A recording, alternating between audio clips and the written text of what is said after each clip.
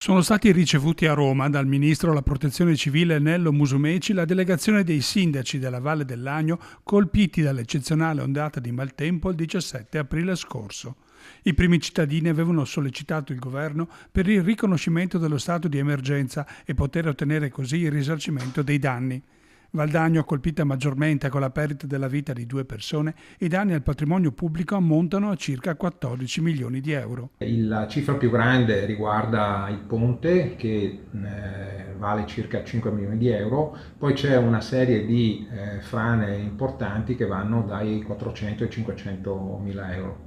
A questi danni al patrimonio pubblico si aggiungono anche i danni, la stima dei danni ricevuta dai privati con oltre 100 segnalazioni tra privati e attività economiche per un totale di 2,3 milioni di euro. E proprio sul tema dei ristori ai privati, i sindaci di Arzignano, Progliano, Castelgomberto, Cornedo, Recoaro, Trissino e Valdagno hanno voluto discutere a Palazzo Chigi con il ministro, una strada obbligata per poter sollecitare gli enti superiori ad elargire somme non solo simboliche.